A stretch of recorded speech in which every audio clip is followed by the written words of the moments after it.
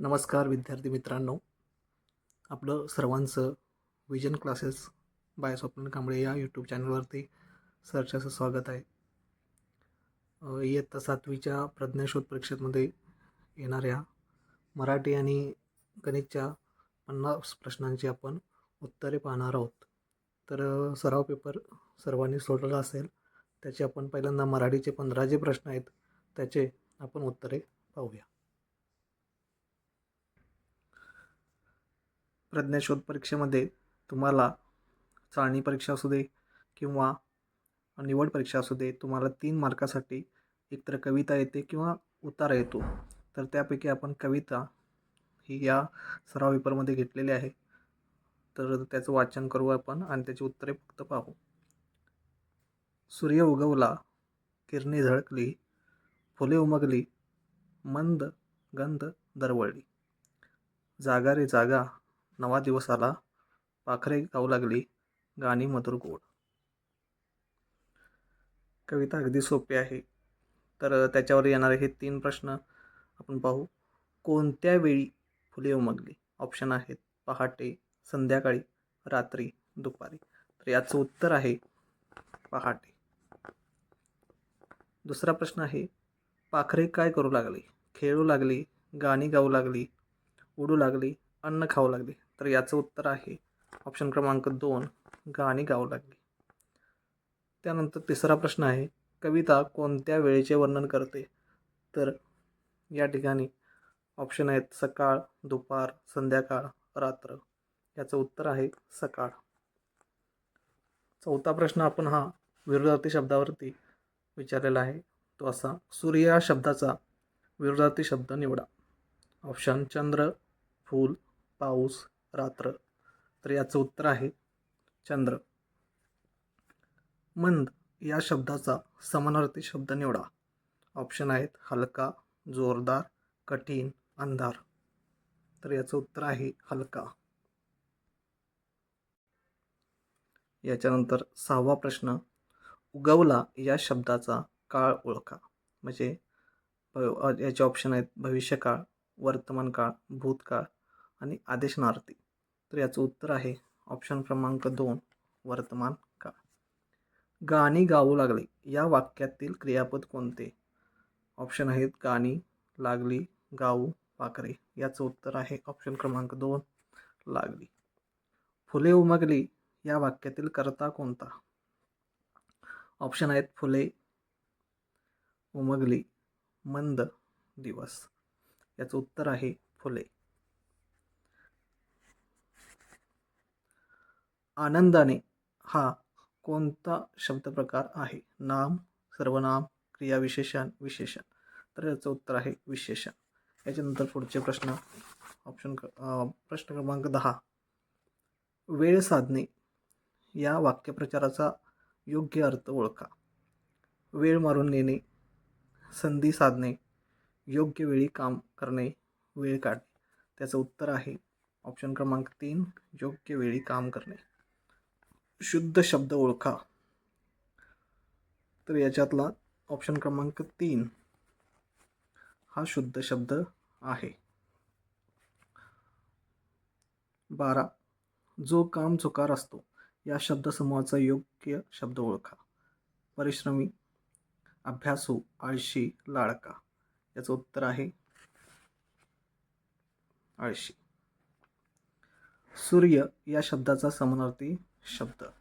सूर्य या शब्दाचा समानार्थी शब्द तो उत्तर येतं मित्र.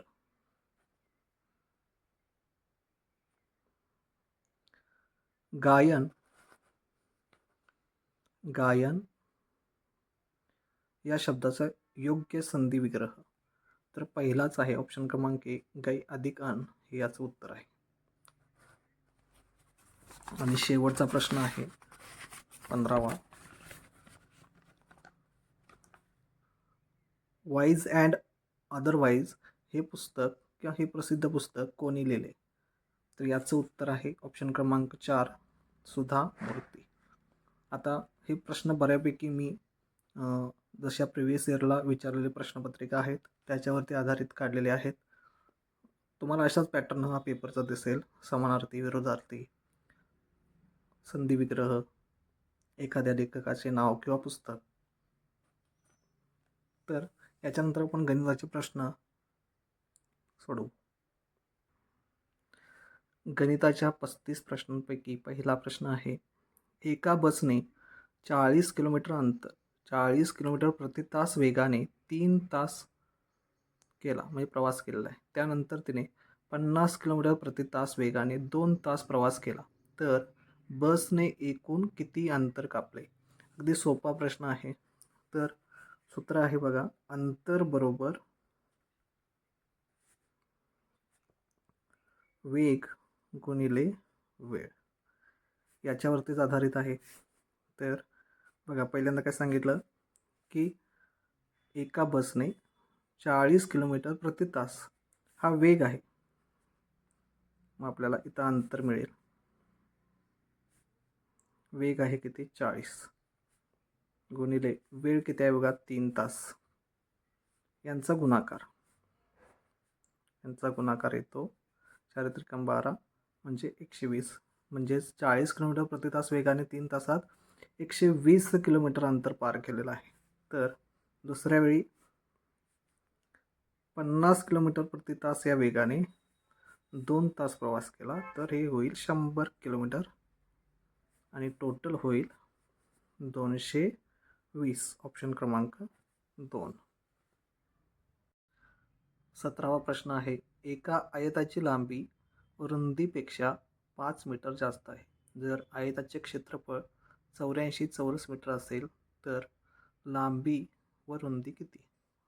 बघा, हा प्रश्न कसा सोडवायचा. तर पहिल्यांदा त्याने काय सांगितलेलं, लांबी रुंदीपेक्षा 5 मीटर जास्त, म्हणजेच लांबी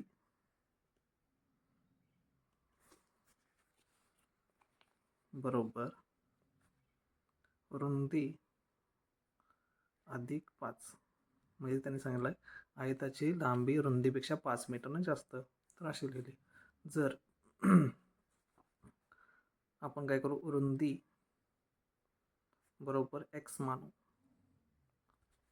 जर x मानलं तर काय होणार, लांबी बरोबर x अधिक 5 लांबी होईल, कारण रंध्राला आपण x मानलेला आहे. पुढे आयताचे क्षेत्रफळ त्याने विचारलेलं आहे, आयताचे क्षेत्रफळ दिलेलं आहे आणि त्यांनी लांबी आणि रुंदी काढायला सांगितलं आहे. तर सूत्र आहे आयताचे क्षेत्रफळ बरोबर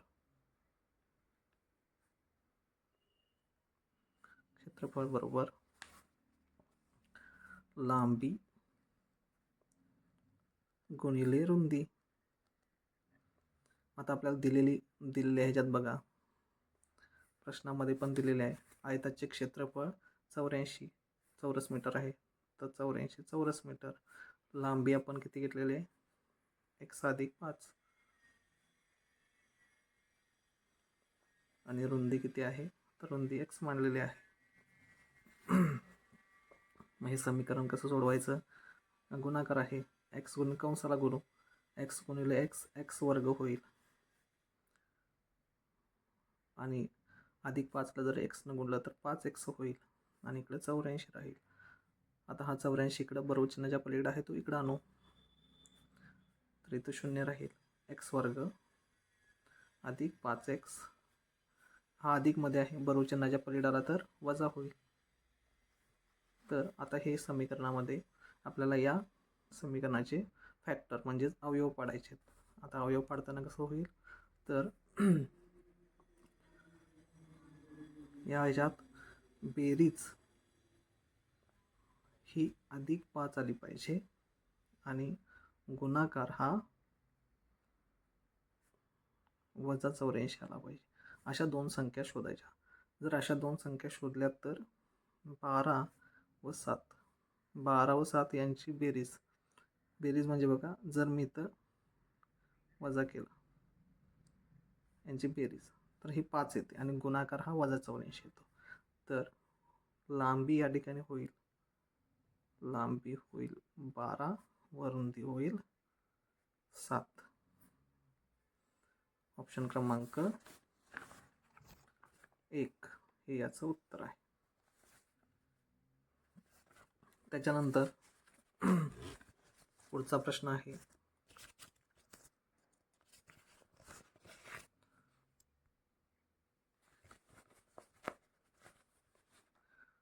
18 नंबरचा 108 व 180 यांचा महाभाजक HCF किती? HCF म्हणजेच काय? मसावी. अगदी सोपा प्रश्न आहे. तर बघा तो कसा काढायचा.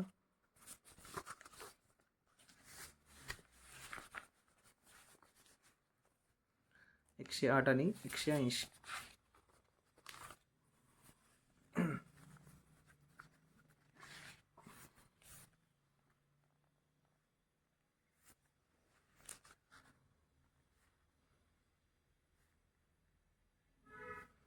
या दोन संख्यांना दोन भागामध्ये डिवाइड करायचं. तर यांना भाग जाणारी संख्या, तर भाग जाणारी संख्या आपल्याला आठवते 12ने जाऊ शकतो. 12 9 108, 12 1 12, राहिले 6, 12 5 60. आता या दोन संख्यांना 9 आणि 15 कुठल्या एका संख्येने भाग जाऊ शकतो? तर 3ने जाऊ शकतो. 3 त्रिक 9, 3 5 15. आता या 3 आणि 5ला कुठल्या एका संख्येने भाग जातो का? नाही. तर हे 12 आणि 3 हे या दोन संख्यांचा मसावी असेल किंवा या दोन संख्यांचा गुणाकार करून येणारा हा मसावी असतो. मग मसावी बरोबर 12 गुणिले 3 12 त्रिक 36. या दोन संख्यांचा मसावी HCF येईल 36. ऑप्शन क्रमांक 3. त्याच्यानंतर पुढचा प्रश्न. एका शेतकऱ्याने 1200 रुपये 3 मुलांमध्ये त्यांच्या वयाच्या 2, 3, 5 प्रमाणात वाटले. मोठ्या मुलाला किती रुपये मिळतील? हा पण अगदी सोपा प्रश्न आहे. एकूण रक्कम आहे 1200 आणि 3 मुलांमध्ये वाटले. वयाचे गुणोत्तर म्हणजे 2 असणार ते लहान मुलग्याचे, त्याच्यापेक्षा मोठ्या भावाचे 3 असणार आणि त्याच्यापेक्षा मोठ्या भावाचे 5. सर्वात जास्त हे 5, त्याच्यापेक्षा कमी असणार 3, त्याच्यापेक्षा असणार 2. हा लहान भाऊ, मधला भाऊ आणि मोठा भाऊ असं. तर बघा गुणोत्तर ह्या खोट्या किमती असतात असं सांगितलं होतं मी तुम्हाला. तर हा सोडवायचा कसा? गुणोत्तर दिले 2 3 5, 2 3 5. ह्या खोटी किमती असतात. 2x हा होईल 3x आणि होईल 5x आणि यांची बेरीज दिली तुम्हाला 1200 रुपये.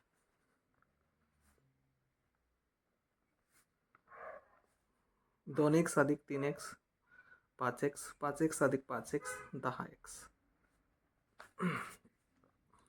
1200. आता यांच्यामध्ये गुणाकाराचं चिन्ह असतं. तर एक्सची किंमत काढताना 1200 भागिले 10.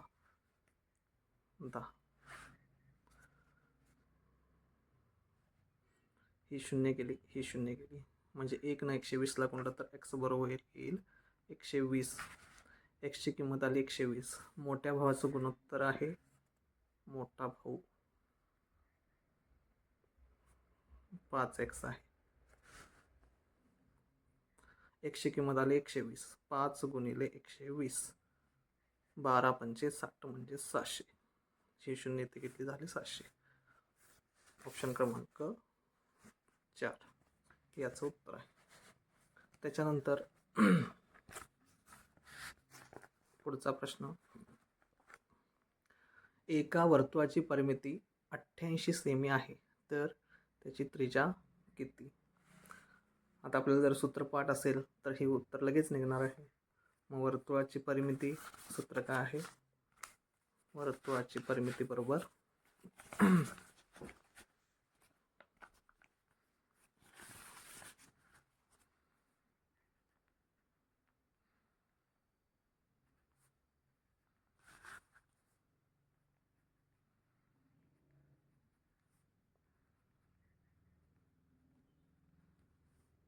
बरोबर 2 पाय r हे सूत्र आहे.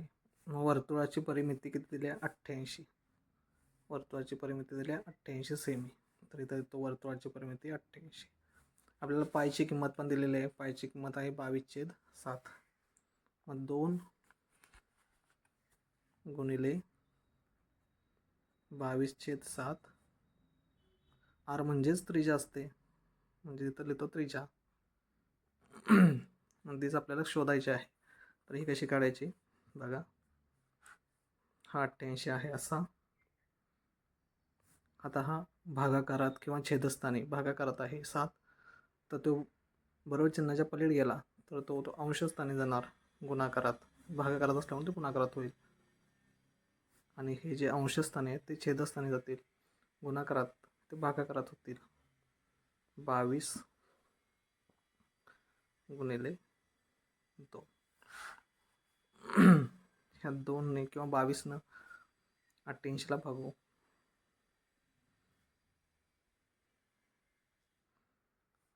11 दुनी 22, 11 आठे 88, बे एके बे, बे चौक 8.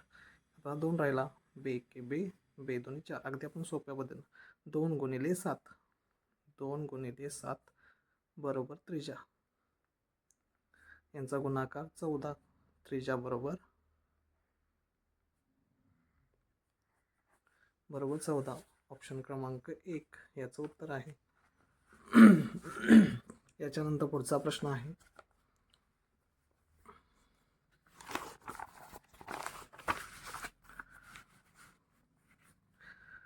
तीन छेद 4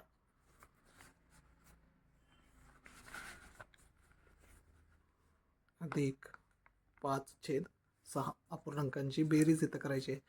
अगदी सोपा प्रश्न आहे.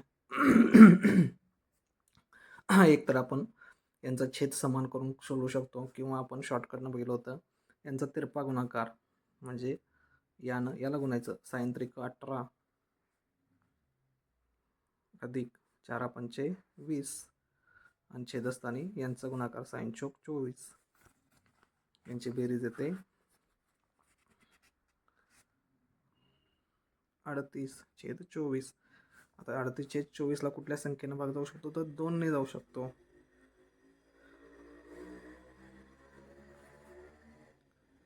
बे एके बे, बे 9 18, तर एक राहिला बे 9 18, बे एके बे, बे दोन्ही 4, म्हणजे झालं 19/12. ऑप्शन क्रमांक 2 याचं उत्तर आहे. पुढचा प्रश्न आहे. एका संख्येचा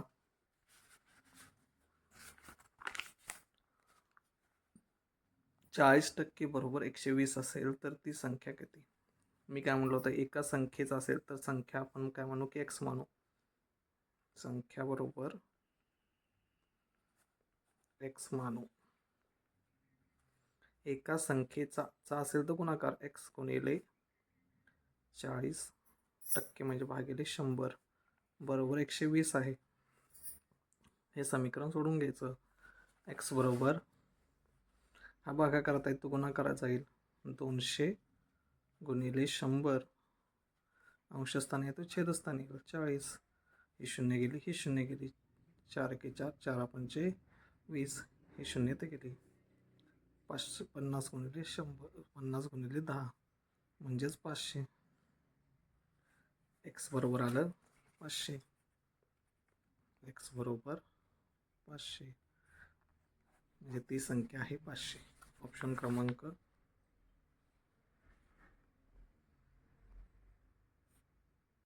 याच्यानंतर 22वा प्रश्न बघा. एका संख्येचा 40% बरोबर 120 असेल तर ती संख्या किती? हा सोपा प्रश्न आहे अगदी, तर तो सोडवायचा कसा बघा. एका संख्येचा म्हणजे आपण ती संख्या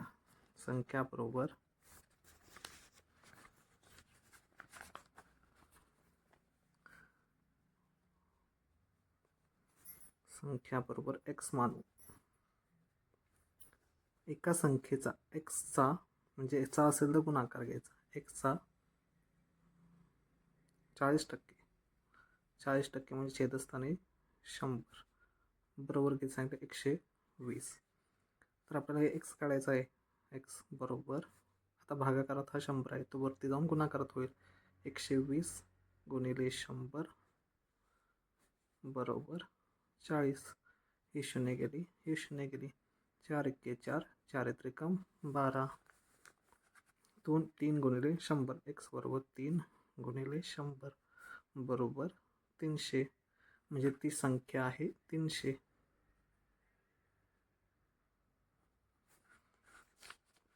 ती संख्या आहे 300. ऑप्शन क्रमांक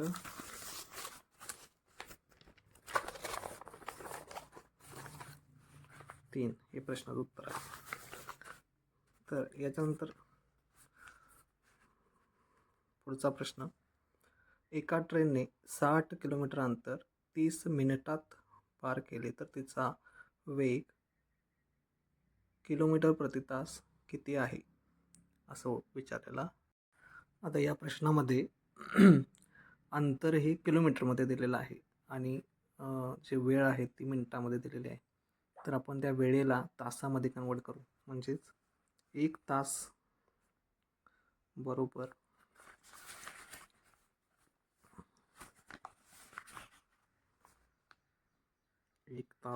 60 मिनिटे असतात. मग 30 मिनिटे म्हणजे किती असणार, तर अर्धा तास असं लिहू शकतो किंवा 0.5 असंही लिहू शकतो. तर सूत्र आहे बघा, अंतर बरोबर वेग गुणिले वेळ. अंतर आहे 60 किलोमीटर, वेग आपल्याला काढायचा आहे, वेळ दिला आहे आपण हा तासात काढलेला आहे तर हा लिहू 0.5.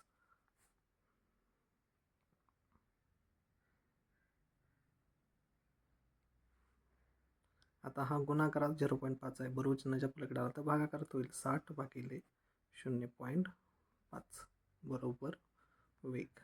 याचं उत्तर येईल 120 किलोमीटर प्रति तास. ऑप्शन क्रमांक 4. याच्यानंतर 24वा प्रश्न अगदी सोपा आहे. एक्सची आपल्याला किंमत काढायची आहे. तर x वजा 7 बरोबर 15. तर x बरोबर किती काढायचं सांगितलं आहे. तर हा वजा 7 हा बरोबर चिन्हाच्या पलीकडे न्यायचा. x बरोबर 15, हा वजा 7 आहे, बरोबर चिन्हाच्या पलीकडे गेला तर अधिक 7 होईल. 15 अधिक 7 22. म्हणजेच x बरोबर येईल उत्तर 22. ऑप्शन क्रमांक 2.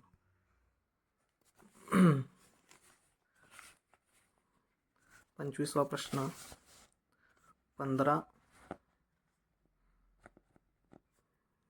25 आणि 30 या 2 संख्यांचा व 3 संख्यांचा आपल्याला LCM म्हणजे लसावी काढायचा आहे. आता तिन्ही संख्याला एका कुठल्या संख्येनं जर भाग जातो तर 5 न जाऊ शकतो. 5 त्रिक 15, 5 5 25, 5 सक 30.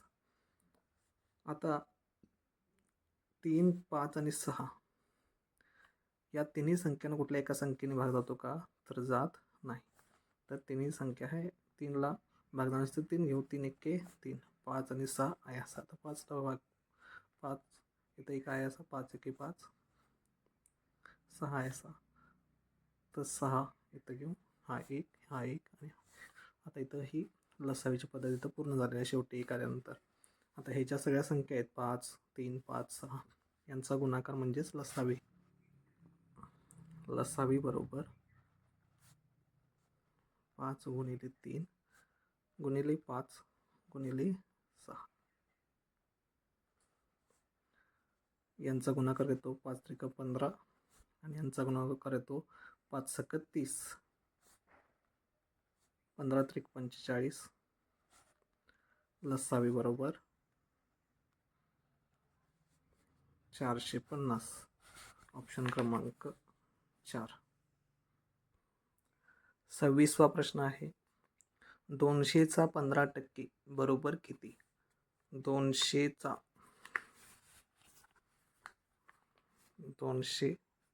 म्हणजे गुणाकार, 15% म्हणजे 15/100 बरोबर किती? म्हणजे आपल्याला ही संख्या मिळते. तर किती? 100 1 100, 100 दुणे 200, 2 गुणिले 15 बरोबर 30. ती संख्या आहे 30. ऑप्शन क्रमांक 3. एका वस्तूची किंमत 500 रुपये आहे, त्यावर 10% सूट मिळाल्यास विक्री किंमत किती होईल? म्हणजेच काय, 500चे 10% काढायचे. वस्तूची किंमत आहे 500, याचे 10% भागिले 100.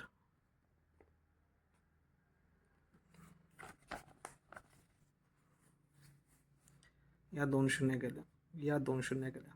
5 गुणिले 10 बरोबर 50.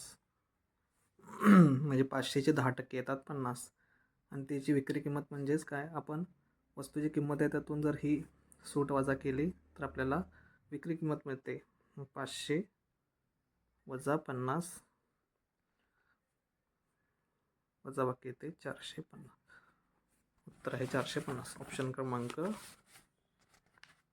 1. एका संख्येला 7ने भाग दिल्यास भागाकार 15 व बाकी 3 उरते. तर असंही होईल. एका संख्येला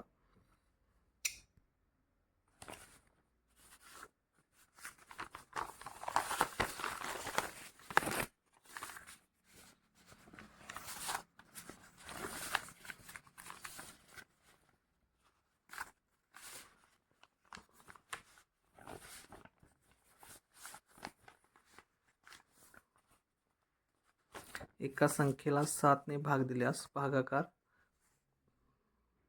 15 व बाकी 3. म्हणजेच काय, 7 गुणिले 15 अधिक 3. 15 7 5 100, म्हणजे 105 अधिक 3 108.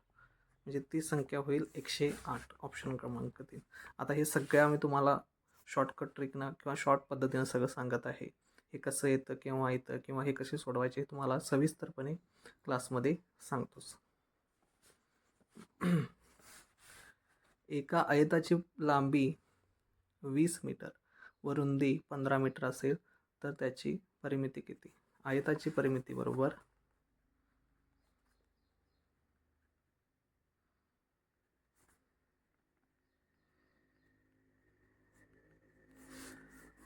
2 कंसात लांबी अधिक रुंदी 2 कंसात लांबी अधिक रुंदी. लांबी आहे 20 आणि रुंदी आहे 15. पहिल्यांदा कंस सोडून घेऊ. 15 अधिक 20 अधिक 15 35. यांच्यामध्ये गुणाकाराचे चिन्ह असतं. 2 गुणिले 35. आयताची परिमिती येईल 70. ऑप्शन क्रमांक 1. एका बादलीत 18 लिटर दूध आहे, ते 9 मुलांमध्ये समान वाटल्यास प्रत्येकाला किती? आता तोंडी प्रश्न सोडवण्यासारखा आहे. दूध आहे 18 लिटर. 18 लिटर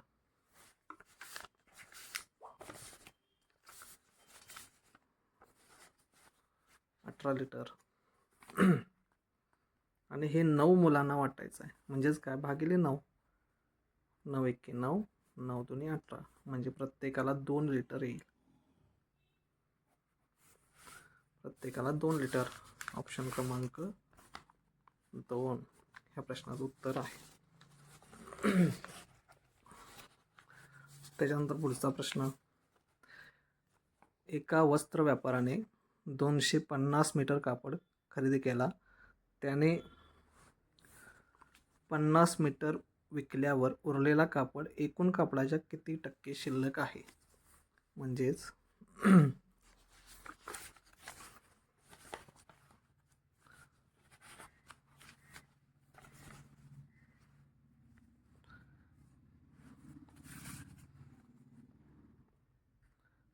कापड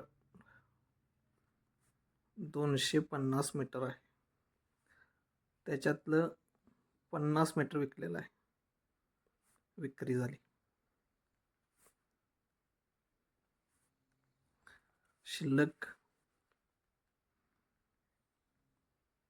शिल्लक आहे 200 मीटर. कारण 250 मधनं 50 केले तर शिल्लक राहतील 200 मीटर. मग त्याने विचारलेलं आहे की 200 मीटर म्हणजे एकूण कापडाचे किती टक्के. मग 250 म्हणजे 100% असं आहे.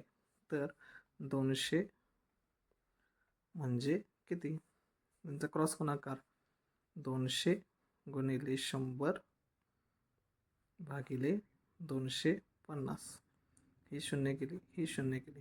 25 एके 25, 25 8 200, 8 गुणिले 10 80. 80% म्हणजे 200 म्हणजे 80%. 200 म्हणजे 80%.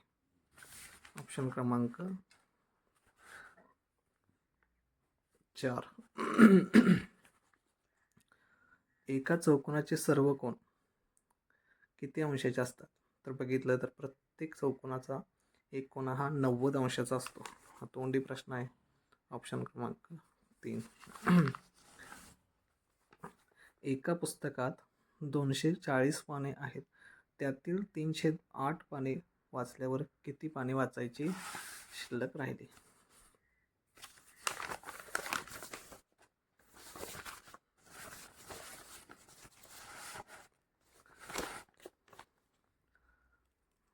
दोनशे 40 पाने,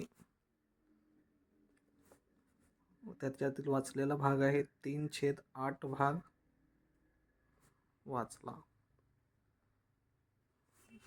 तर शिल्लक किती, म्हणजेच काय 240 गुणिले 3/8 याचं जे उत्तर येईल ते म्हणजेच शिल्लक पाने.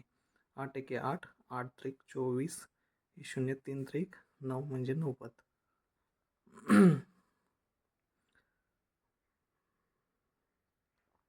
90 पाने वाचलेली आहेत.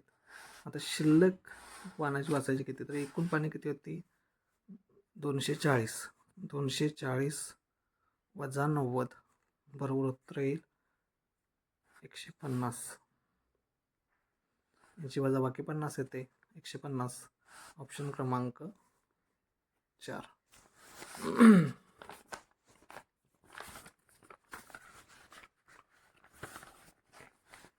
34वा प्रश्न बघा. आता हा वर्गमुळातला आहे, सोपा आहे अगदी. तर ही वर्गमुळातील वर्गमुळ आहे ते आधी काढू.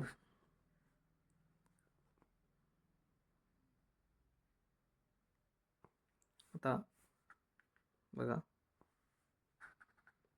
हा वर्ग आहे 16चा अधिक हा वर्ग आहे 256 हा 16चा वर्ग आहे. 81 हा 9चा.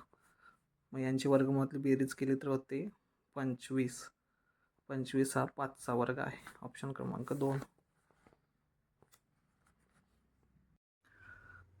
35वा प्रश्न बघा. 38 ते 88 पर्यंतच्या विषम संख्यांची बेरीज किती. आता याचे ऑप्शन थोडेसे चुकीचे आहेत बघा. बघा त्यासाठी काय करू आपण, आधी एकूण विषम संख्या 38 ते 88 पर्यंत किती येतात ते बघू.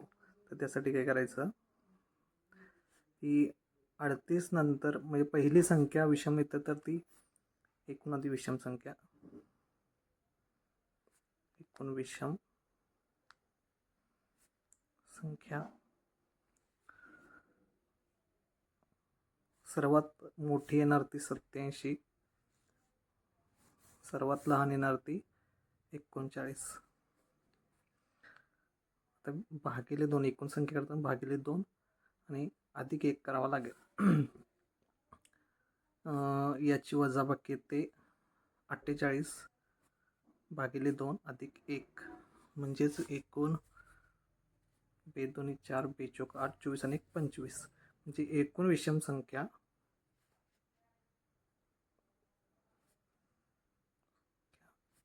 25 आहेत. झालं. तर आता आपल्याला याची बेरीज करायची आहे. ते देखील अगदी सोपं आहे. विषम संख्यांची बेरीज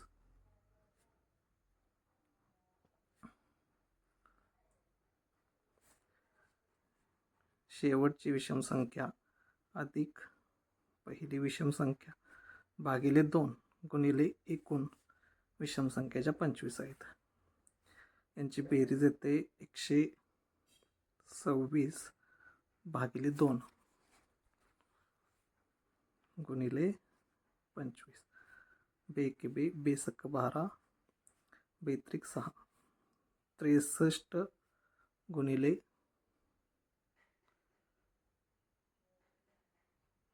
25 बरोबर याचं उत्तर येतं 1575. जे ऑप्शनमध्ये नाही, ऑप्शन चुकीचे आहे, त्याचं उत्तर येतं 1575. त्याच्यानंतर पुढचा प्रश्न,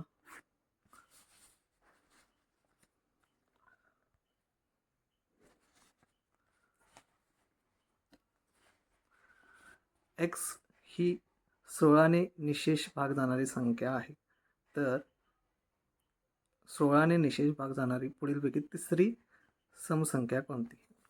आता म्हणजे 16च्या पटीतलीच घ्यावी लागेल. बघा, पहिली संख्या होईल 16 म्हणजेच x अधिक 16. दुसरी संख्या होईल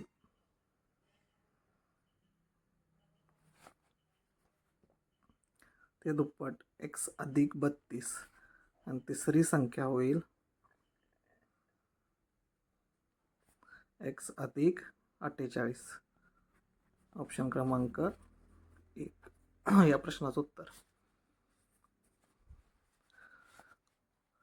त्याच्यानंतर पुढचा 37 प्रश्न बघा, 5/7 मध्ये किती मिळवावेत म्हणजे बेरीज 7/5 येईल?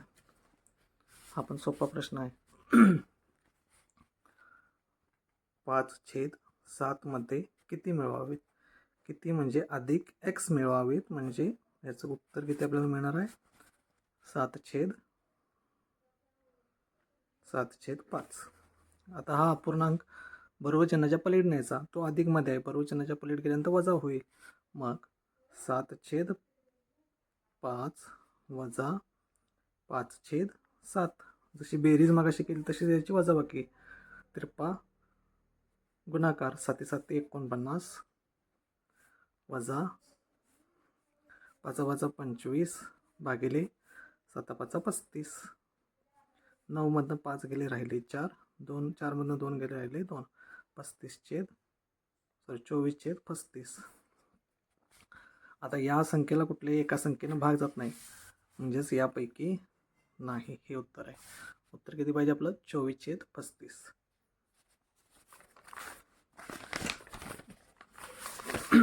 याच्या पुढे हा आता तोंडी सोडवण्यासारखा प्रश्न होता, जो की कसोटी यांच्यावरती आधारित होता. 3 4 5 स्टार या संख्येला 2 व 7ने निशेष भाग जातो, तर स्टारच्या ठिकाणी कोणता अंक येईल? तर 2ची कसोटी काय सांगते, तर संख्येच्या शेवटी 0 2 4 6 8 हे जर अंक येत असतील तर त्या संख्येला 2ने निशेष भाग जातो. आणि 2ची कसोटी जरी फक्त आपण ऑप्शनद्वारे बघितली तरी देखील आपल्याला या प्रश्नाचं उत्तर मिळतं. बघा, जर त्या स्टारच्या ठिकाणी 1 ठेवला तर 2ने भाग जात नाही, 3 ठेवला तरी भाग जात नाही, 5 ठेवला तरी देखील भाग जात नाही, म्हणजे याचं उत्तर आहे यापैकी नाही. त्याच्यानंतर पुढचा प्रश्न, अशा प्रकारचे प्रश्न हे प्रज्ञाशोध परीक्षेला येत असतात. 39 नंबरचा प्रश्न तो बघा. पहिल्यांदा पहिली संख्या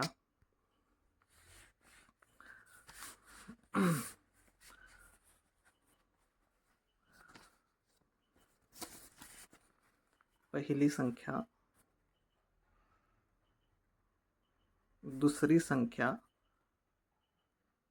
आणि तिसरी संख्या.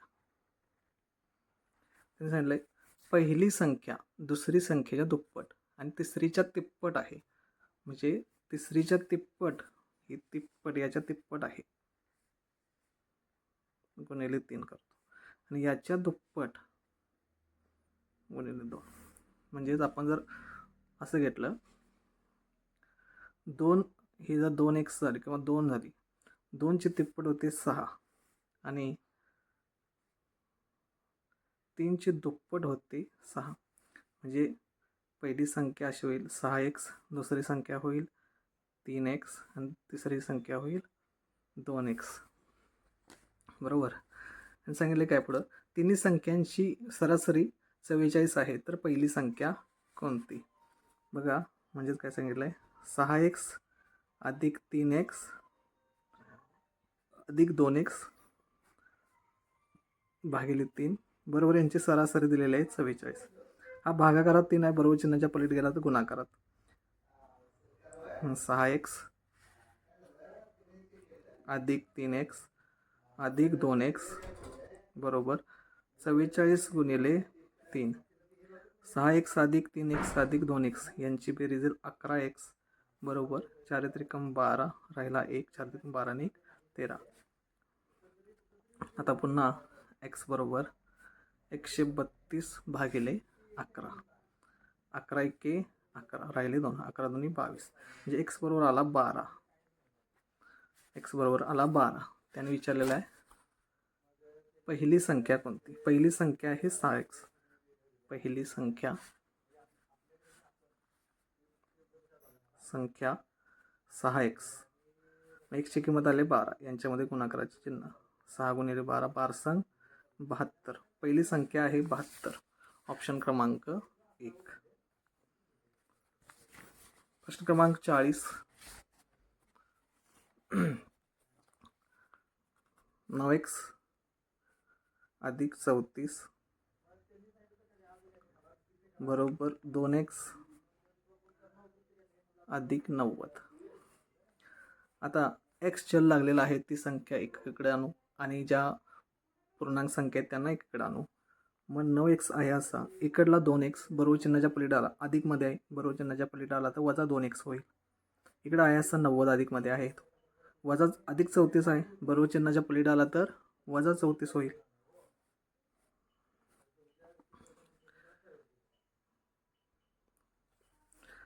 यांची वजाबाकी येईल हे 6 आणि वरचे 50 म्हणजे 56 आणि यांची वजाबाकी होईल 7x.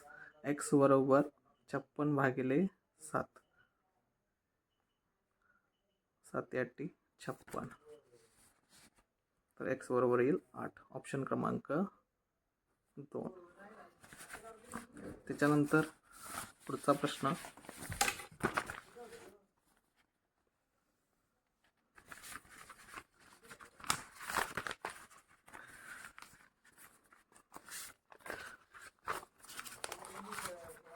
बघा. श्यामरावाने 31 दिवसांची मजुरी 2325 रुपये इतकी आहे, तर त्यांना 22 दिवसांची मजुरी किती मिळेल. म्हणजे 31 दिवसाची, एका महिन्याची 31 दिवस तर एका महिन्याचा असेल 2325 हा पगार असेल, तर त्यातील 22 दिवसांची किती मिळेल असा प्रश्न विचारलेला आहे. मग आपण हा अगदी सोप्या पद्धतीने कसा करायचा ते देखील बघा.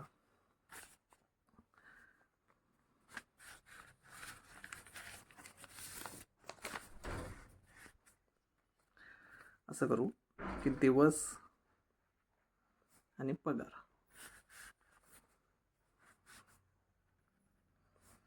31 दिवस होते त्यावेळी पगार होता 2325.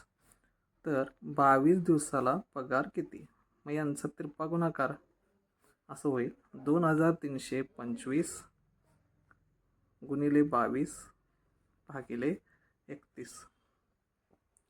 तर या 31ने याला भागलं तर भागाकार येईल. 2325ला भागलं तर भागाकार येईल 75 आणि 75 गुणिले 22 केल्यानंतर गुणाकार येईल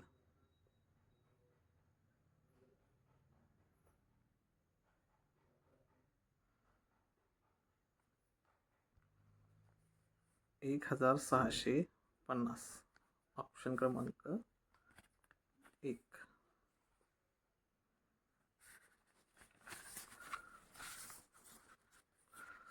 हा प्रश्न देखील सोपा आहे. 42वा. हा कसा सोडवायचा बघा. तर संख्या रेषेवरील बी बिंदू कोणती रेषा दर्शवतो हे बघायचं आहे. तर हे मोजताना कसं मोजायचं बघा. 0 पासून ह्या इकडल्या धन पूर्णांक संख्या आणि पलीकडल्या ऋण पूर्णांक संख्या आहेत. तर आता छेदस्थानी बघा. छेदस्थानी किती अंक आहे ना. ही मधल्या दोन संख्या 1 2 3 इथं 1 तयार झाला म्हणजे छेदस्थानी हा 3 आला पाहिजे. छेदस्थानी 3 आला पाहिजे. आणि आता बीचा पॉईंट फक्त त्या शून्यापासून मोजत जायचा. 1 2 3 4 5 6 6 3 म्हणजे 3 1 3 3 2 6 2 छेद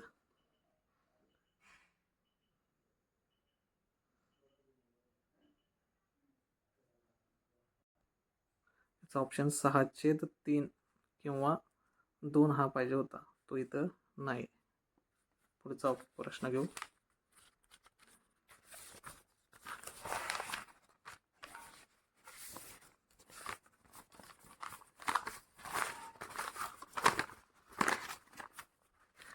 एका नावेत सरासरी 25 kg वजनाची 40 मुले बसतात. म्हणजे मगाशी जसं रेशो पद्धतीने सोडवलं त्याच पद्धतीने 25 किलो वजनाची 40 मुले बसतात. नावाड्यासह सर्वांची सरासरी 26 kg होते. तर नावाड्याची 26 त्याही सरासरी होते. नावाड्यासह सर्वांचे सरासरी वजन 26.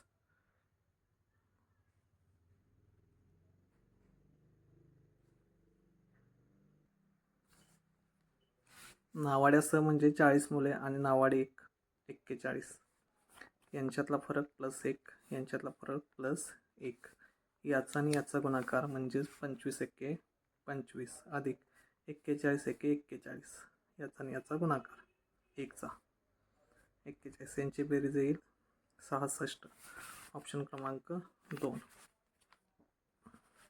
एका चौकोनाचे 5 3 4 6 या प्रमाणात असतील तर सर्वात लहान कोणाचे माप किती? तर चौकोनाच्या आतील कोणाचे माप येते ते एकूण मापाची बेरीज येते 360 अंश.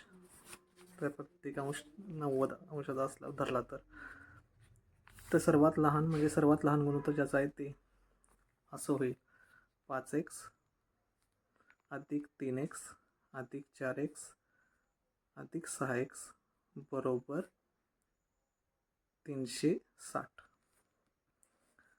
यांची बेरीज येईल 5 आणि 3 8, 8 आणि 4 12, 12 आणि 6 18. x बरोबर 360. x बरोबर 360 भागिले 18. 18 एके 18, 18 दोन्ही 36. x बरोबर 20. त्याने विचारले सर्वात लहान 3x 3 गुणिले 20 म्हणजेच 3 दोन्ही 6 म्हणजे 60 अंशाचा सर्वात लहान कोण होईल? ऑप्शन क्रमांक 4.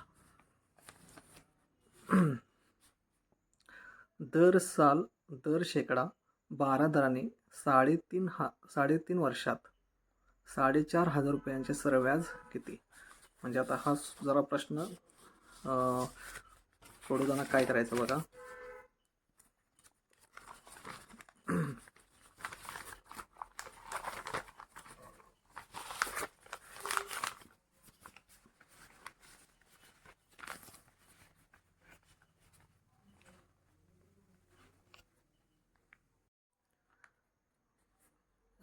आता सरळ व्याजचं सूत्र आहे. सरळ व्याज बरोबर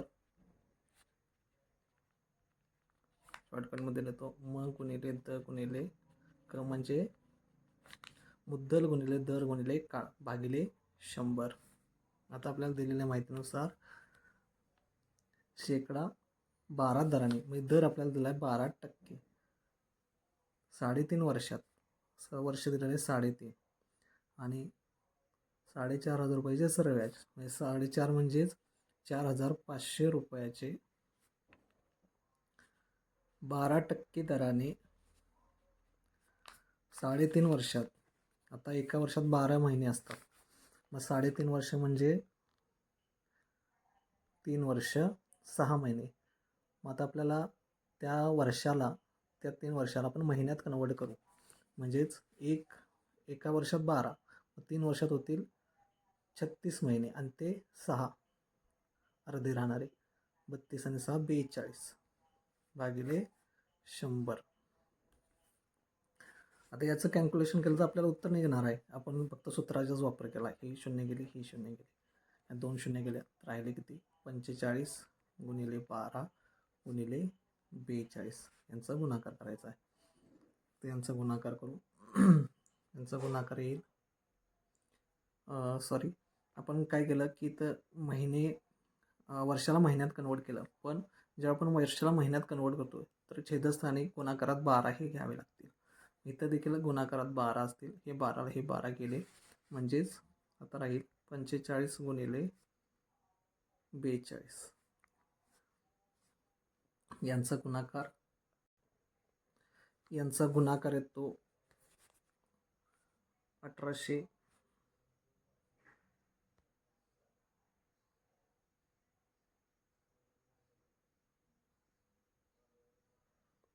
1890. ऑप्शन क्रमांक 3. त्याच्या पुढचा प्रश्न, 72चे एकूण विभाजक किती? म्हणजे 1 पासून ते 72 पर्यंत कुठल्या कुठल्या संख्येने 72ला भाग जातो?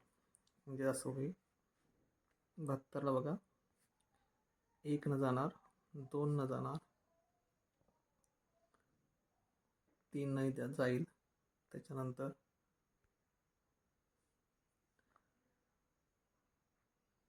4 नाही जाईल, 5 ने जाणार नाही, 6 ने जाईल,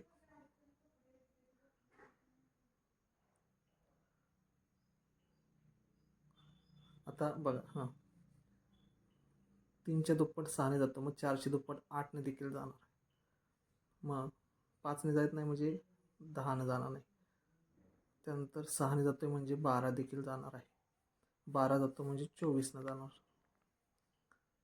8 जातो म्हणजे 16 पण 16 ने देखील जाईल, 16 ने जाणार नाही,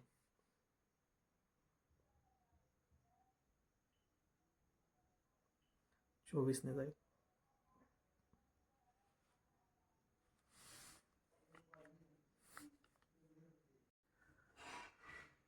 बहात्तरचे एकूण विभाजक म्हणजे 72ला कोणकोणत्या संख्येने भाग जाऊ शकतो? तर अशा एकूण 12 संख्या होतात. तर आता 1 ने जातो, 2 ने जातो, 3, 4, 6, 8, 9, 12, 18, 24, 36 आणि 72 अशा एकूण 12 संख्यांनी भाग जातो. म्हणजेच ऑप्शन क्रमांक 2 याचं उत्तर आहे. खालीलपैकी पर्यायातील पूर्ण वर्गसंख्या कोणती नाही असा प्रश्न केलेला आहे. तर बघा, पॉईंट नंतर 2च्या पटीत घरं जर असतील तर ती पूर्ण वर्गसंख्या होते. आता त्या नसणाऱ्या संख्येत ऑप्शन क्रमांक 2 आणि ऑप्शन क्रमांक 3 मध्ये नाही, कारण इथं बघा 1, 2, 3 आहेत, 1, 2, 3, 1, 2, 3, यात तिन्हीही नाहीत, हे एकमेव आहे.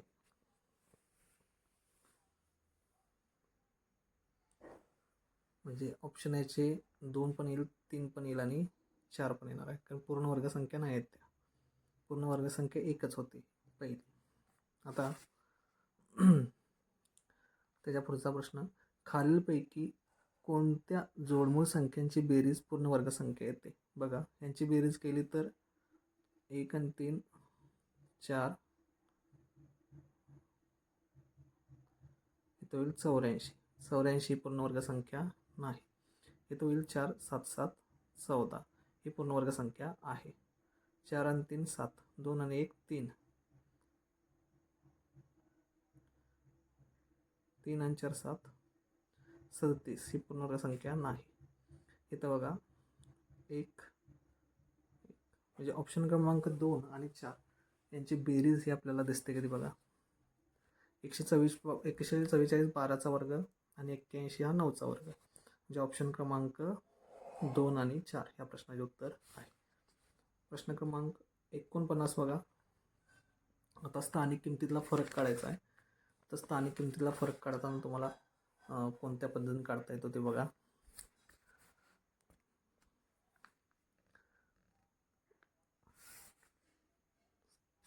$2,724.079 या संख्येतील 7च्या स्थानिक किमतीतील फरक किती? बघा, आता पहिल्यांदा आपण ह्या 7च्या काढू. 7 नंतर किती संख्या आहेत? बघा, 2 संख्या आहेत आणि मग पॉईंट आहे. पॉईंट नंतर किती घर आहेत? 1 2 3. आता ह्या 7चा बघा, पॉईंट नंतर एकच घर आणि यांची करायची आहे. बघा, आपण स्थानिक किमती त्याच्या लिहून ठेवलेल्या आहेत आणि नंतर त्यांचा फरक 0तून 0 गेले 0. आता 0तून 7 जात नाही तर 10तून 7 गेले, राहिले 3, पुन्हा हातच्याला 1, शून्यातून 1 जाईत नाही त्यामुळे ते 1 घेतला, तर 10तून 1 गेला, राहिले 9. आता हा हातच्याला घेतलेला इथे घेतला, पुन्हा 700मधून 1 घेतलं तर 699 होईल. 699.93 असा ऑप्शन क्रमांक तुम्हाला बघा कुठे कुठे दिसतात. ऑप्शन क्रमांक 3 आणि 4 ह्या 2 इथं दिसतात. मग त्याचे ते उत्तर राहणार आहे. सर्वात लहान परिमेय संख्या कोणती? आता इथं सगळ्या ऋण पूर्णांक संख्या आहेत. म्हणजेच बघा, आता आपल्याला माहिती आहे हे की -1 पेक्षा -2 ही लहान असते. -2 पेक्षा -3 ही लहान असते. मग अशाच पद्धतीने जर करत गेलो तर बघा, सर्वात मोठा वजामधला असणार ती सर्वात लहान संख्या म्हणजे ऑप्शन क्रमांक 2. अशा पद्धतीने आपण हे 50 प्रश्न बघितलेले आहेत. आणि काही शंका असतील किंवा नजर चुकीने एखादी काही चूक झाली असेल तर तुम्हाला मी पुन्हा समजावून सांगतो. धन्यवाद.